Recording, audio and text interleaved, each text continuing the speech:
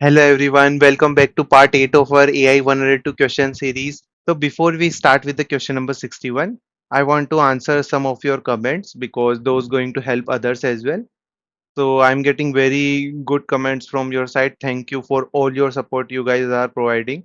Specifically, this question I want to answer. Like this, I'm getting like too many comments regarding this. Like Maitri also asked like whether simulation questions will be asked in the exam, and Trita also asked. I guess Sani also asked like, yeah, were there any simulation question? So no, there will be no simulation question will in the AI 102 exam. I don't know, like as I mentioned in the comments as well, like if you consider screen questions as like simulation lab questions or not, but there is an increase has been seen in those type of question, and we are going to do that today. In fact, our question number 61 is more about it. Also, like I want to like congratulate Arif as well. He's from Malaysia and he follow our playlist and pass the exam today. But just the small mistake he did is like he forget to answer the case study question, which we already like two case study we already done. We will see like if there is more case studies are coming to come up, and it cost him six question answered, and but he still get a very good score. I had talked to him over LinkedIn, and like we had a very fruitful conversation. So I also asked him as well, like there is any simulation question you face in the exam. So he clearly said there was no simulation question in the exam. So I asked him the same question which I asked to every single student whom I have to take feedback, like what is the biggest takeaway from this exam. So everybody has the like mostly same answer, like you have to manage the time. Exam is not like very hard or not very simple, it's in like somewhat middle. If you prepared well, then you are going to be okay, but you have to manage your time well. That's why like the main reason he forgot this case study, because he has only 10 seconds left to like do this case study, so there is actually no time. So make sure you give like not too much time to any question, just started doing it, and make sure you do all the question because it has no negative marking.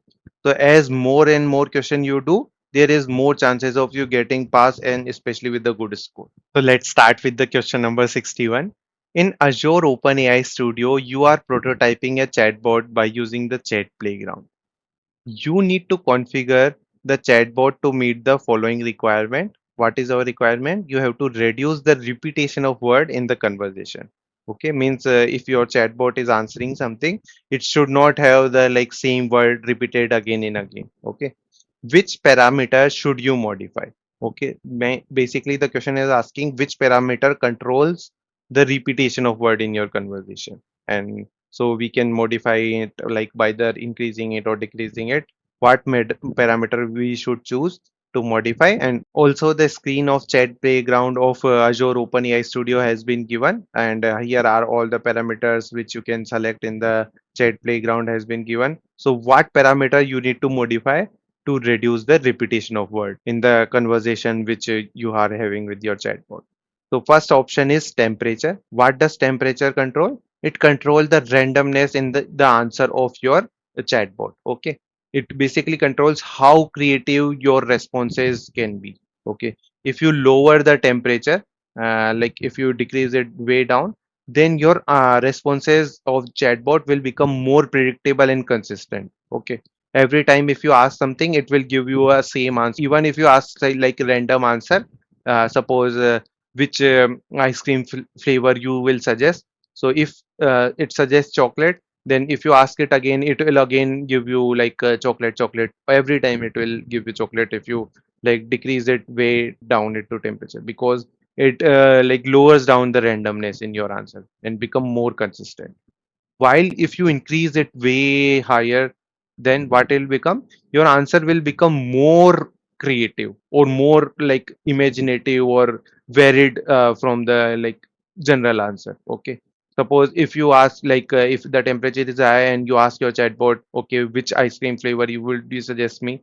So it will give you a very random flavor which you even unheard of, like maybe lavender honey or wasabi or any kind of flavor. Okay, so that's the temperature how it works. Okay, and all these parameters basically affect like the way it should be answered of your chatbot. Okay.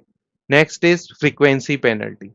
So, like as the name also suggests, it applies the penalty on the frequency of the words. And that basically what we are looking for, right? We want to reduce the repetition of word. So, like frequency penalty will help us to apply the penalty and reduces the chance of model repeating the same word or even the phrases also. So it avoids any unnecessary repetition in your conversation. So this is absolutely the correct option which you are looking for. Let's talk about other options as well. So like in exam, if it is asked something else, then you will be able to choose accordingly, because this question itself cover a whole topic about chat playground parameters, and it can be asked in various manners. So if you understand it very clearly, then it will be like at least one question you are going to get it for sure, and maybe more than that, like at 2 3 question some have people have seen that. So next is stop sequence. So what does stop sequence does? It defines the specific points where your model should stop generating the text. Okay. And basically this parameter, it helps you to specify like sequence of token that should signal, okay, now it's time to stop generating the text. And like as you can see in the image as well, here you can define what should be the stop sequence. So it should signal, okay, now it's time to stop generating the text. Otherwise, like a chatbot can go on and go on and it won't stop generating text. So there should be a point where it should stop generating the text and concise its answer very well. Okay. The next is presence penalty, and its name also suggests the same thing. Like it applies the penalty on the presence of like new topic. Basically, this parameter reduce the probability of model mentioning any new topic by penalizing like the presence of new tokens. So it influence how the conversation progress, but it does not specifically target the word repetition. Okay, just like the frequency penalty does. Okay. So it basically help us to like reduce the chances of introducing new topic into the like your conversation. If you want to stick to your topic, then you want to utilize presence penalty. Okay. So my answer is frequency penalty. So let's check it. So yes, this is correct. If you want to know about all the parameters, we have already talked about it.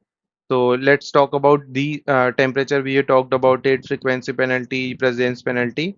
We haven't talked about the top P parameter and the max response parameter. So let's talk about them in a short manner so we will understand it. Like if any question comes up, at least we are able to select it what these all are about. So max response parameter will help you to set a limit on the numbers of token per model response, and this API supports a maximum of 4,000 tokens shared between like your prompt basically, which is the like input you are providing, and but it does include the like your system message, your example, your message history, and what is the latest user input or user query, and the model response as well.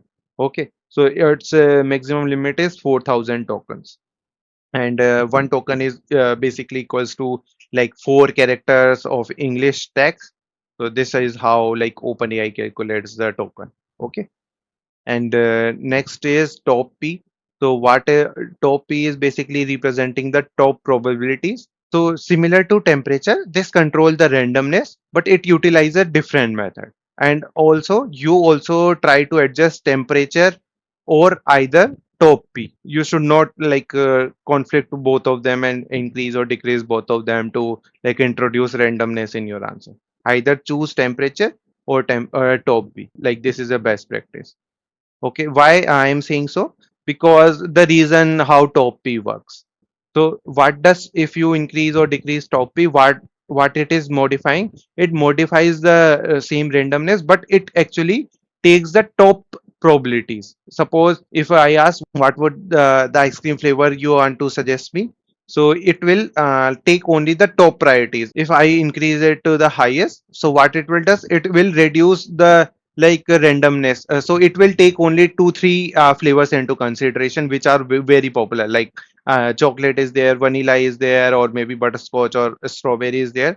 So it will take all these 4 flavors and always give like random it will give random answer, but only from those 4 options only. because these are the like top probabilities or top ice creams actually. Okay, so it will choose randomly. Okay, it will give a random answer to me, but only from those four options. Okay, and if you reduce it to like at lower point, then it will again select from the broad flavor of ice cream. Okay, it will now choosing from a broad spectrum of choices. Okay, so I hope now it is clear. Like if you increase the top P, then it will choose the random one only, but from a very selective subset or set.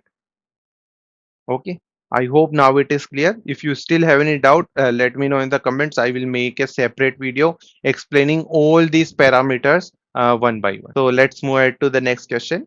So next question is almost the same. It's an open studio chat playgrounds question, but here the requirement is different. It is asking about reducing the randomness of each response. So now we already know, and if you like, suppose you got all the option. Let's see our option. It is temperature, frequency penalty, stop sequence, and presence penalty. So now we know. But if you got like temperature and top P both together in your option, so if it is like asking you to choose two, then you know like you have to choose both temperature and top P. But if it is asking you to choose one option only, then you always have to choose temperature over top P because it gives you a broad spectrum. Like it will be consistent towards all randomness of all words. While top P like reduces the subset. Okay, it is giving you randomness, but it is utilizing a different method. So we will always prefer temperature over top P. So temperature is going to be my answer. Let's see it. So yeah, this is absolutely correct. So next question is, what does RAG with OpenAI enables developers to do? Okay. So I don't know if you guys know RAG or not. So let me explain in a very short manner. So what does this RAG mean basically? So RAG is retrieval augmented generation. Okay. So let's understand these words one by one. So retrieval means just like we retrieve information from our textbook, right? So RAG retrieves relevant documents of data from any databases or the knowledge base you have provided. So this will ensure that your AI model has the necessary context or facts. Okay, just like we look for answer, we like take out the textbook and fetch out the information from it. And then again, next terms, augmented generation. After retrieval of the information, we have to like make it our answer in a very proper manner. Like we have to format it properly so it looks good and it concise all the information. Similarly, like what AI model does, it uses this augmented generation to generate response which is informed by the specific details which we have retrieved. So RAG together make sure that your answers or generated response is not only coherent but also factually correct. Okay, so you will get a properly formatted, factually correct answer. So let's see what RAG is enabling to developers to do. Now let's see all the options. First is create their own AI chat model.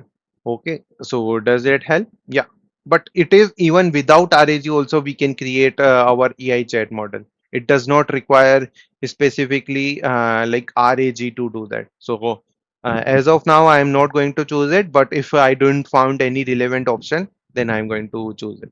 Next is access Azure OpenAI without an approved subscription. So does RAG help into that?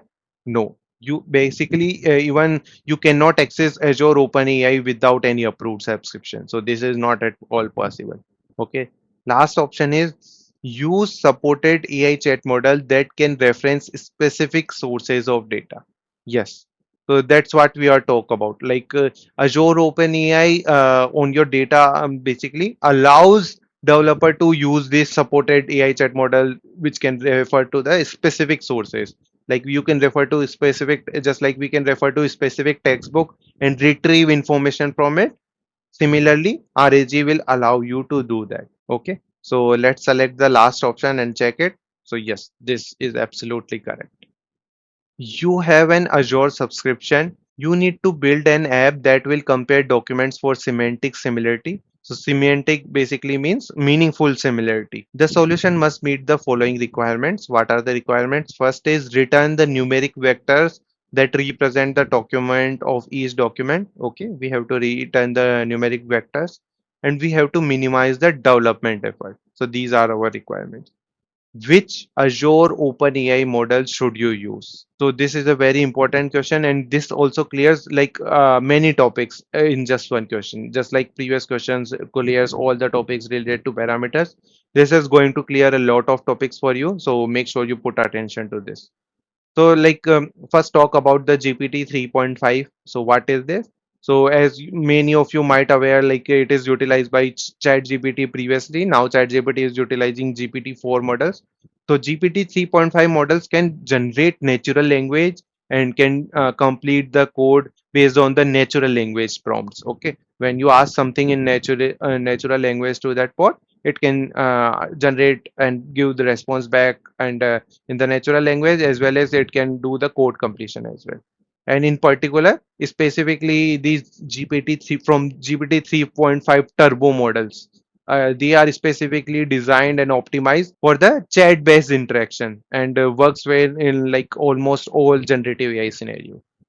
Similarly, GPT-4. So these are the latest generation of GPT models. GPT is basically generative pre-trained models. Okay, so these are like some kind of foundational model. They are already pre-trained and we can directly utilize for our purposes. Okay, so it basically does same thing, like it can generate natural language, do the code completion based on our natural language code. And the latest model in the 4 series is GPT 4.0, 4.0 mini, and 4 turbo. So make sure you remember the names as well. Okay, but as you can see, these all are doing the chat related tasks, not like it is not going to return the numeric vectors. It is returning the answers in natural language. Okay, so next option is embeddings. So what is this embedding? So embedding basically help you to convert text into numeric vectors. So what is like vector? That might be your question as well. Like what it is returning? What it does it mean by numeric vectors? So like let me just brief you in short. Like vectors is basically as we seen in the like in our engineering, or if you have like read the physics in like 11 12, has basically the direction as well as the magnitude. Similarly, what AI model utilize this vector purposes. So if you suppose you train your model with a word called tea. Okay, it has like many meaning of that tea. Okay, it is made from tea leaves. It requires milk and all. And if you train your model with coffee, okay, so it will put very close to the tea coffee together. So if when it has to retrieve something like, okay, they are both are beverages, they both require milk to make, or sometimes not required. Okay, so it like they are more similar to compared to like any other. Okay, suppose there is another word banana. So these two words tea and coffee are put together in a three-dimension space. Okay, so these two vectors are close enough to each other. And the third vector of banana, it will be like more distance compared to like tea and coffee. Okay, so this is how like AI model know. Okay, these are like these have a same semantic similarity which we are looking for. Okay, so like tea, coffee like comes into like more similarity compared to banana.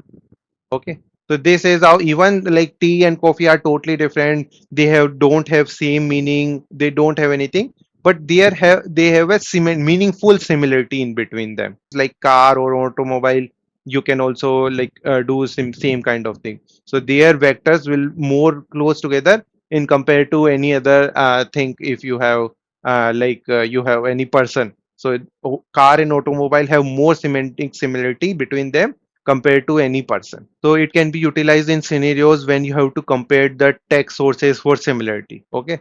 So embedding is definitely going to be my answer. These models are specifically made for this purpose only. Last is daily models. So these are the models which used to generate images based on the natural language prompts. Many of you have already utilized this, I guess, daily models. If you haven't, just go search for daily, and these are really generate good quality images. So this daily models also does not serve my purpose. Embeddings model I want to utilize to return numeric vectors which represent the tokens of each document, basically converting my text into numerical vectors. So let's select it. Yes, so this is absolutely correct. Next is What are some recommended prompt engineering techniques when using RAG with Azure OpenAI on your own data? So we already know what is RAG with OpenAI. So it is asking what prompt engineering technique you are going to utilize. So let's check all option one by one. So first is break down the task and use chain of thought prompting. So what is this chain of thought prompting? Basically, in this prompting, model is encouraged to break down its reasoning process step by step to arrive at a particular solution. Suppose if you ask your ChatGPT model, okay, plan me a trip to a beautiful location. So what it will do, it will break down your task, suppose that road trip task into different subtasks. It will decide the destination. Okay, you have to go to Shimla. Then it will decide the route, then it will decide the supplies, what supplies you need to take, what would be the timings of it, and what problem you can face while doing that road trip. Like there will be weather change, there would be a traffic, and what driving options you have to go there. Okay, so it will divide your task into subtasks. Okay, so that your model can respond more effectively within the token limits you have. This is going to be like great prompting engineering technique. Next is include as much as conversation history as possible in your call. So like including too much conversation history can exceed the token limit, and in return it will impact the model's response. So this is not a good option to choose for.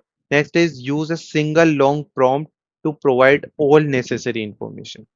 So again, it is going to impact more token limit because if you are going to utilize a long prompt, then it will exceed the token limit and in return impact the model response. So of course, A is going to be my answer. Let's check it. So this is absolutely correct.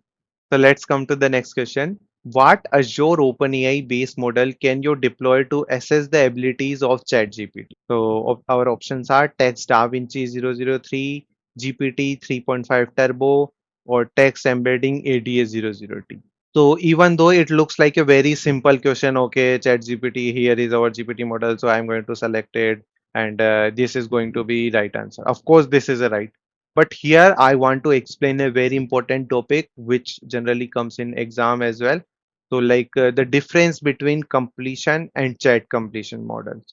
Okay, do you know like the earlier version of ChatGPT utilizes the Da Vinci models? Okay, so Da Vinci is a completion model and GPT models are chat completion models. So there is a difference between that, and like many questions come based on that difference between chat completion and the completion. So we already talked about the embedding models, like they convert the text into numerical vectors and return those numerical vectors, and compare, basically utilize for the similarity purpose. But these two are basically utilized to get the response in natural language only. Okay. But what is the difference between these model, Da Vinci completion model and GPT chat completion model? So completion models are basically best for singleton tasks. Okay, if you don't want to track the conversation. Okay, basically just like we talked about multi-turn conversation, right, in which you have to maintain the context and you have to response accordingly to like the whatever the ongoing dialogue you have. So if you want to maintain that, then you are going to utilize this chat completion model, that is GPT model. So especially after the GPT 3.5 turbo, or even it is known as GPT 35 turbo, if you see that in options GPT 35 turbo, that is same thing, 3.5 turbo or 35 turbo. All the models after GPT 3.5 turbo are based on the chat completion models only and utilize these chat capabilities. Before, they are utilizing these Da Vinci models, which is specifically not maintaining the context, and they just generate the text without maintaining any context. Okay, so that is the basic difference. And after like 3.5 turbo, we have 4. We already talked about 4 mini and every model. So all these models have the chat capabilities, means they can maintain the context of it. Okay, and they, apart from these Da Vinci models, GPT models, and embedding models, we have also have some, like let me just give an example because we are talking about all different models. There are some whisper models as well. Okay, which are specifically for the speech recognition. Okay, you already know what is speech recognition. If you want to basically create the subtitles. Okay, for that you are going to utilize OpenAI whisper model. Okay, Then there is a TTS model as well, which is basically converting text to speech. If you have any text you want to convert into speech, then you are going to utilize OpenAI TTS model.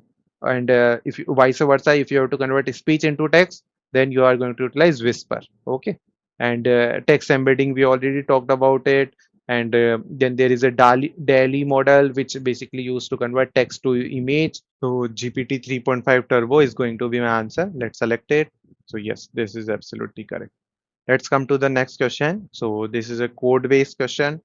You have an Azure subscription that is linked to Microsoft Entra tenant. So I already told in the previous videos that Microsoft AD, that is Active Directory, has been renamed to Microsoft Entra. Okay.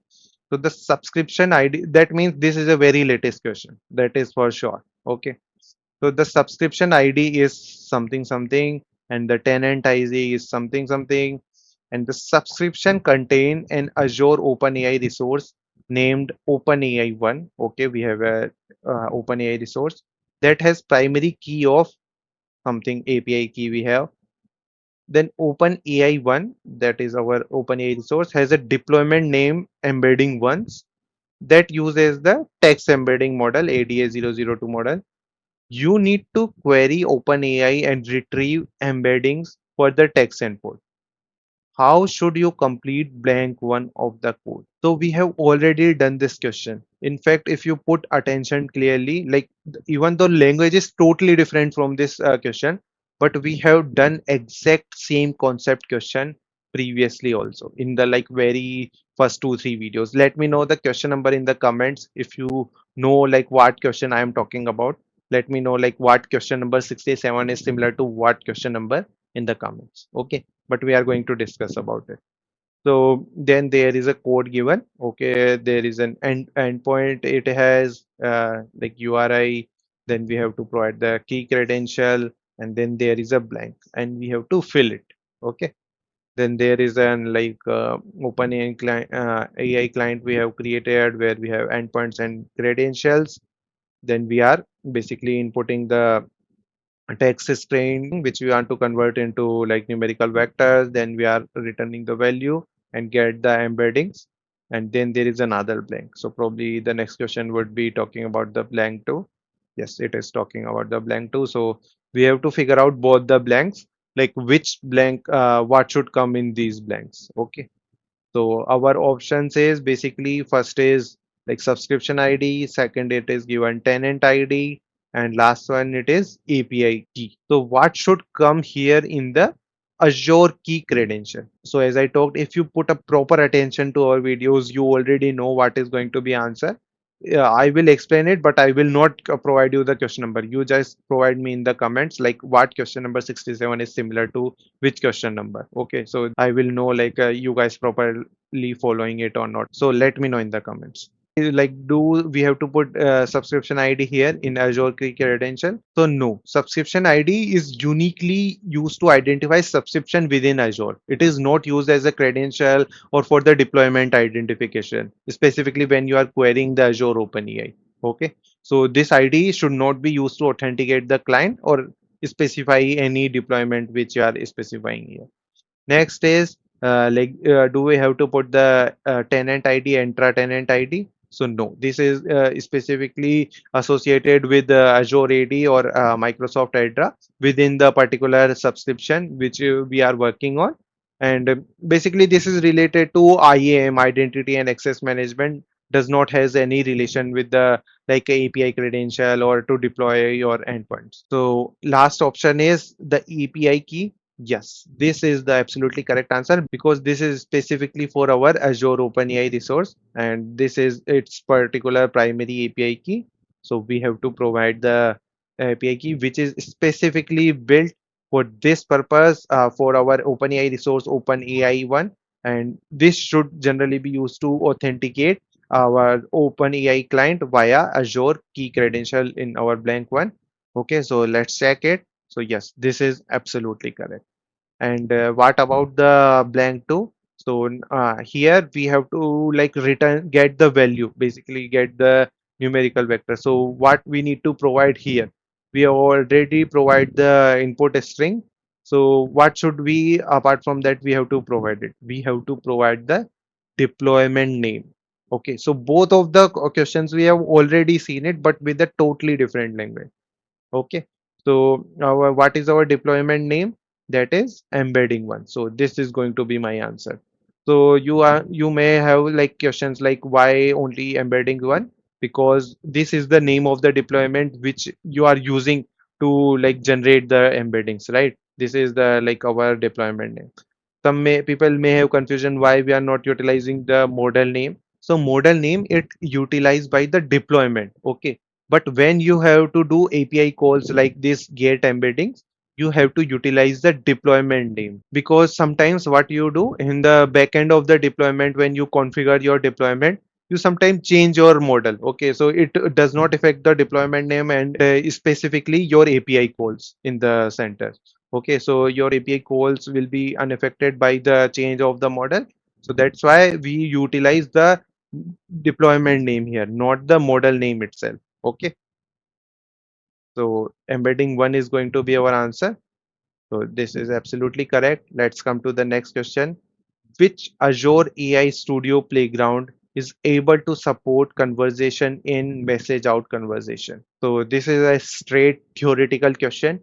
So images, of course, conversation is not required. We already talked about it. It is generate the images. So that is absolutely not going to be correct. And we have already seen the image of the chat playground. So yes, we have seen that we can support the conversation in and basically take all of the context and the previous history that is conversation in, and it will generate a response out of it, that is message out.